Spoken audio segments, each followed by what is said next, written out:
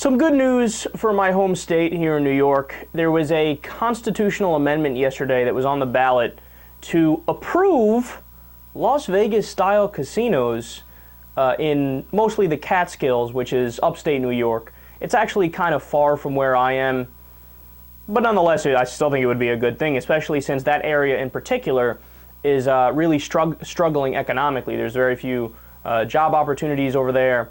And this would be a massive boon to the economy. In fact, it would create thousands of jobs and raise about $400 million a year in tax revenue if it was approved. So what happened? It was approved. In fact, it was overwhelmingly 57% of the vote. Now, again, remember, it was kind of like a direct ballot initiative, except it was specifically for a constitutional amendment. So 57% got the job done.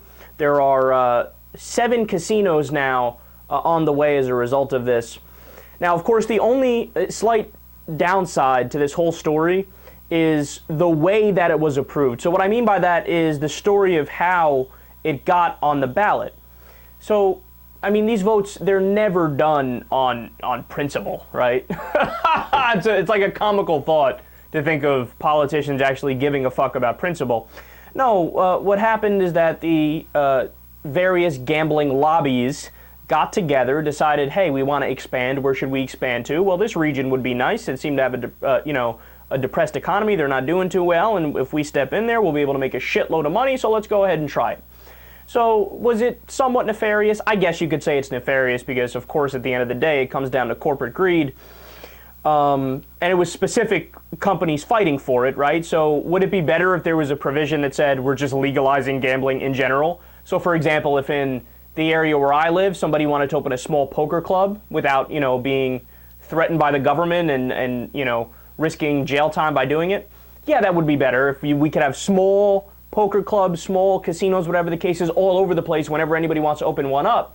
But no, this was for specific casinos, 7 casinos that were already part of big, gaming corporations, if you will. So that's the only slight downside here. But nonetheless, overall, I'm happy about it. And, God, it just shows you when you put something progressive on a ballot, people jump at the idea, man. And I'll get to another story later that's a different progressive issue where, again, people jumped at the idea. But I mean, come on, it's like a joke that in the year 2013 we don't have legalized gambling everywhere, right? And of course, you regulate it, you tax it, you can set age limits, hey, kids can't do it. I understand the reason to do regulation and tweak around the edges and have rules, right? But it's got to be legal overall.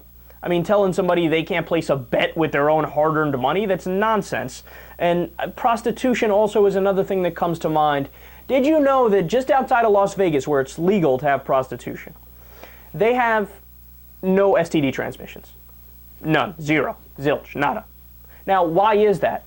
Because they test every single week to make sure that the working girls don't have, any disease or any thing that can be transmitted. And of course there are regulations that when the guys go, they have to wear protection, and there's all these different boundaries and guidelines, and the women make fantastic money, and it's good for the economy, and it's a good outlet for guys who might be angry and upset. I mean, nothing worse than having a sexually repressed society.